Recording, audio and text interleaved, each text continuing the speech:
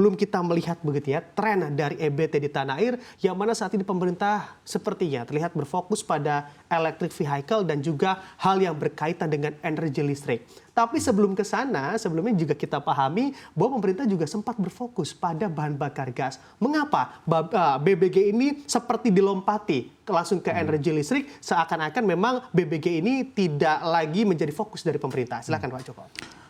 Nah, saya ingin sampaikan sebelumnya bahwa kita harus pertama melihat dulu apa sih sebetul tujuannya utamanya begitu. Nah, tujuan utamanya kan kita ingin meningkatkan ketahanan dan kemandirian energi kita. Fokus yang pertama atau langkah pertama yang harus dilakukan adalah kita mengurangi energi fosil tentunya. Karena beberapa kita masih impor, khususnya dalam hal ini pembahasan kita ini adalah impor bensin. Nah, alhamdulillah impor BBM jenis solar sudah dapat kita atasi dengan program B30, B35. Boleh dikatakan kita sudah tidak lagi impor yang namanya BBM jenis solar. Di SPBU ada biosolar kan, harganya pun murah dan masih disubsidi. Begitu pula dengan aftur ya. Alhamdulillah dengan kita mengkonversi minyak tanah ke LPG ya yang lebih bersih tentunya, minyak tanah bisa kita konversi ke aftur. Kita nggak pernah sama sekali impor namanya minyak tanah. Nah, beberapa cara ya, apalagi sekarang kita menuju net zero emisi ya, transisi energi. Nah, fosil yang paling bersih ya dibandingkan dengan batu bara dan minyak adalah gas, di mana emisinya cuma 50% dari batu bara. Nah, gas adalah yang paling cocok memang untuk transisi sebelum kita sepenuhnya menggunakan EBT. Gitu. Kita masih punya banyak gas, kita masih kita ekspor dalam bentuk gas pipa maupun LNG. Memang kita impor gas dalam bentuk LPG, karena memang LPG itu kan propana butana, sedangkan yang kita gunakan untuk transportasi adalah gas metan atau etana, dan juga yang kita ekspor adalah LNG dan gas pipa etana metana. Tidak bisa kita jadikan untuk LPG. Nah, kita pernah memang memanfaatkan gas untuk transportasi ya. Dulu kira-kira 30 tahun yang lalu lah ya, lebih kurang itu kita punya sekitar 28 SPBG. Tapi demand-nya itu berkurang gitu karena tidak didukung dengan kebijakan misalnya nggak boleh lagi jualan kendaraan BBM gitu, harus gas gitu. Tapi akhirnya kita kembali lagi menggunakan gas ya, terutama untuk transportasi umum. Bus Transjakarta itu pernah 100% menggunakan gas. Juga beberapa kendaraan pemerintah, taksi gitu ya, kendaraan umum lainnya itu dikonversi, ada converter kit namanya ya. Kita membangun SPBG juga dengan biaya anggaran pemerintah. Nah, juga untuk truk, untuk kapal, untuk kereta sudah kita lakukan uji coba. Bahkan tadi PGN untuk motor juga sudah uji cobanya sudah oke gitu ya. Harganya pun maksimum 4.500 ya, setara premium kan waktu itu 6.500. Jadi harga lebih murah dari bensin, kemampuannya sama gitu.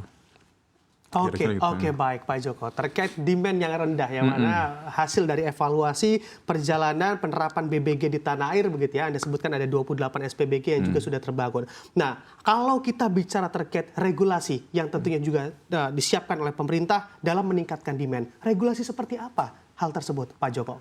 Nah, misalnya tentang harga gas ya, untuk kendaraan yang menggunakan BBG tadi sudah disampaikan di beberapa daerah harganya 4.500 gitu. Terus harga belinya juga kan sekarang sebetulnya pemerintah menetapkan harga 6 US dollar per MMBTU ya.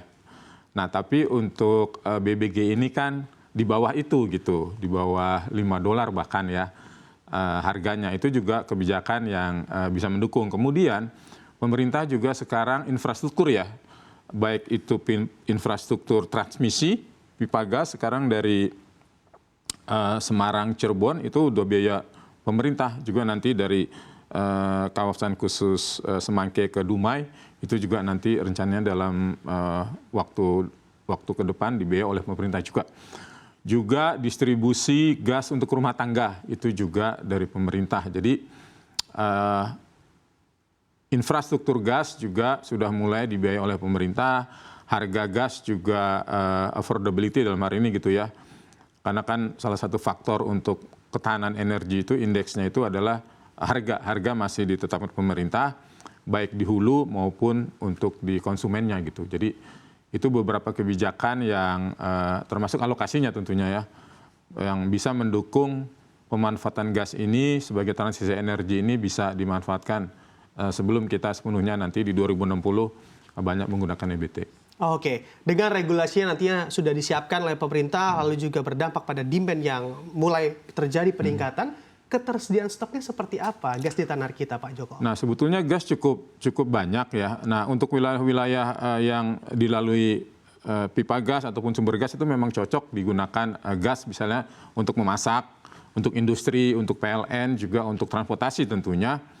Nah, ini karena kita masih ekspor kira-kira 32% masih kita ekspor ya, di dalam negeri sudah 68%.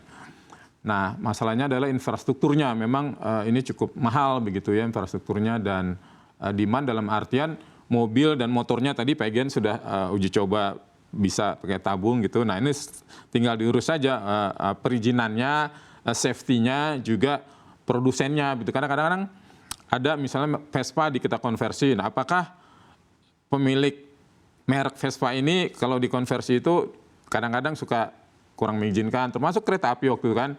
Wah, kalau dari solar kita ganti dengan gas, garansinya saya cabut, kira-kira gitu loh. Baik kapal, tapi di luar negeri juga sudah kita coba untuk truk, untuk kapal, untuk kereta gitu.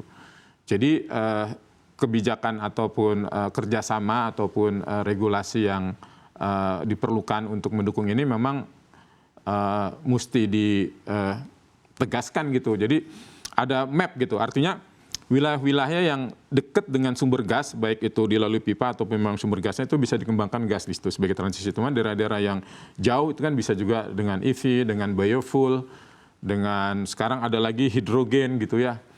Atau juga kita meningkatkan kalau bensin itu bioetanol gitu ya. Nah, itu kira-kira nanti kita sebetulnya sudah punya kilang bahan bakar nabati gitu ya di Cilacap gitu.